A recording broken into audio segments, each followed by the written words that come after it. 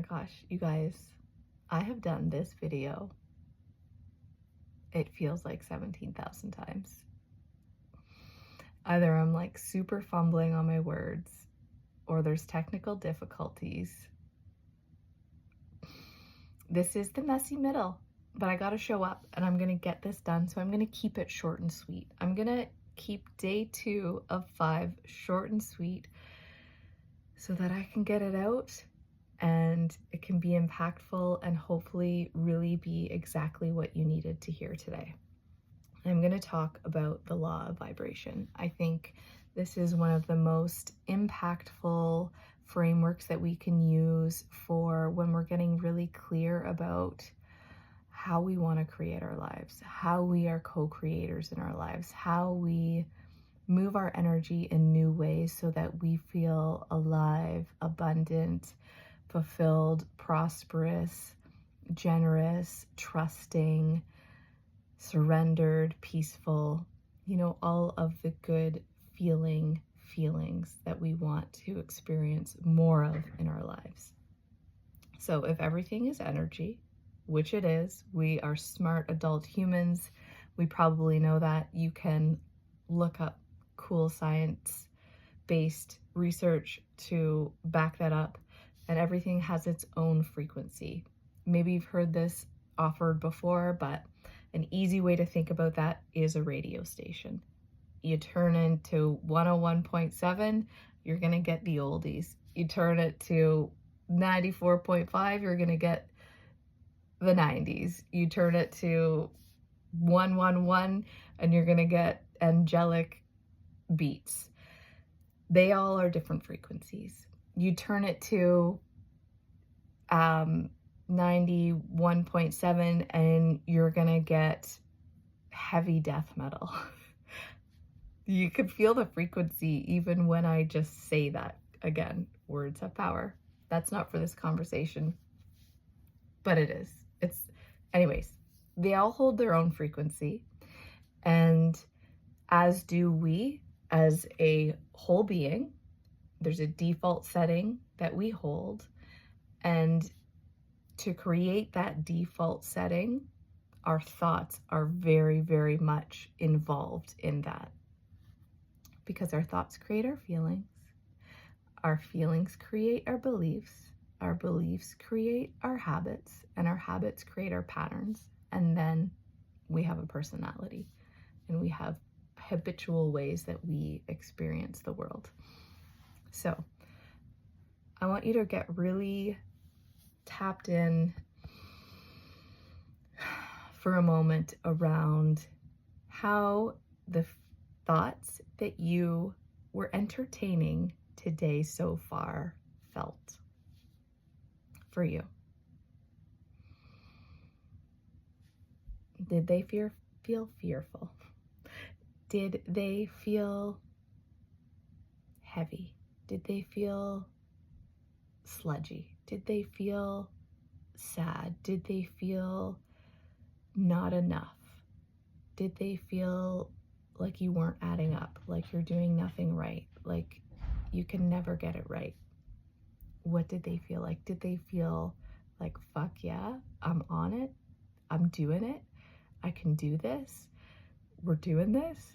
Did it feel like everything, did the thoughts feel or sound like everything is always working out? I can't believe I get to live this life. What did those thoughts feel like today? Because they all have a vibration, and they're all contributing to your set point, your thermostat, your default setting of your own vibration, your radio station. And what that radio station does is calls in more of your default setting, more of the energy and the thoughts that you're using. And what I'm not saying here is that you can't have bad thoughts, negative thoughts, once in a while, or everything's going to go to shit. That's not true. We're human. Like, that is an untruth because we live in this realm and we're humans, and that's just not a real thing. But what is real is an accumulation of your frequency over time to create your default setting, to create how you feel on a regular basis. And it starts with how you're thinking. I've been recently rereading the book Think and Grow Rich by Napoleon Hill. And I really didn't get it like I get it now the first time I read it. It's so much about the think. It's so much about how people who have created wealth that they desire in their lives think. How they are using the tools that are their thoughts to create wealth. Think and grow rich. And in any of those cool older, this is what I've been reading more of since I've been off social media, is the older Western philosophical, the Western philosophies, the people that do philosophy. I've been reading more of those books since I've been off socials and really, really studying how their words that are not as impacted by modern society and, filtered, they just feel more potent. So I've been really enjoying reading those texts that were written in like the early 1900s, late 1800s. And the way that they're describing the thinking part is a science, and it's also metaphysical, like it's a law of the universe that we were given as humans and as part of nature and part of the universe that we operate under. And your thoughts are so, so, so powerful. There's an interesting example I'll share with you that happened yesterday. So yesterday I dropped off my middle son to go fishing, and what I saw when he went to go down to the river's edge was like, I didn't see like the whole path that he had been on many, many times, but I just didn't connect that yet. And so I saw him go down to the river's edge, and then my thought was, and my fear, and I guess the perspective I had at that time was, oh my God, the river's really high and he's going to get taken away. Moms, you know how this can happen. And I believed the thought. I believed it enough that I created a almost instant physiological feeling through my whole body of panic. And my other son needed a ride somewhere else, so I drove home, which wasn't very far. And I said, Logan, we gotta go check on your brother, because I'm believing this thought that's creating this feeling, and I need to go check to make sure he's okay.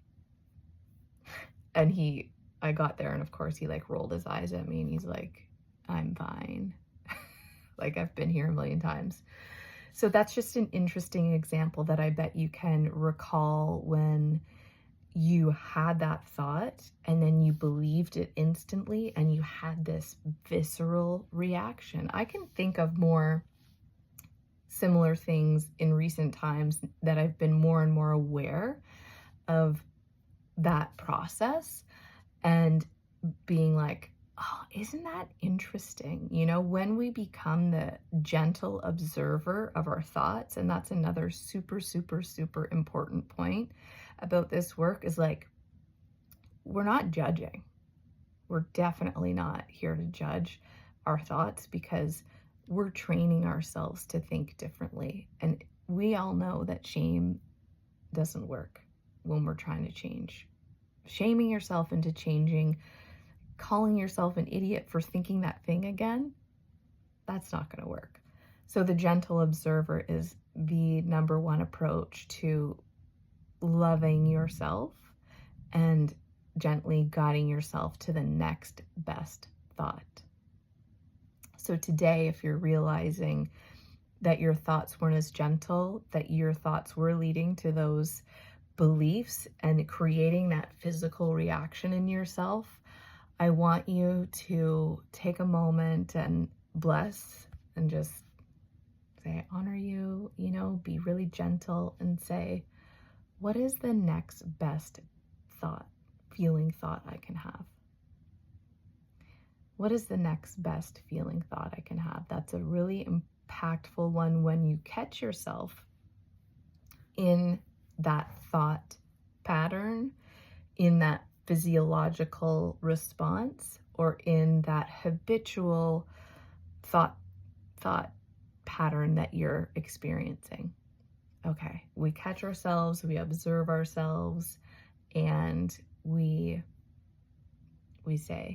interrupt the pattern with, okay, what's the next best feeling thought I can have? And that's the work. There's so much more to diving into that here that I'm going to do in the course. I told you today is just one of those days.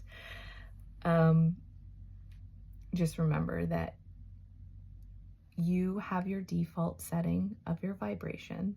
You're absolutely in charge of what that is, what that feels like, and you absolutely have everything it takes within you to shift that slowly, quickly, whatever way you want, wherever you're at in your journey, you'll know. But you cannot skip this thing. You can't. It's impossible. So I hope that serves you today. Short video, send it out to someone if you know that they had a hard day thinking shit about themselves or shit about the world, and know that there's always a better feeling thought available every day, all day, as long as you're breathing. I love you. Share this out. Share any comments that you have. I love, love, love to interact. It super helps me to know where you guys are at and to help answer any questions. And I'll see you tomorrow.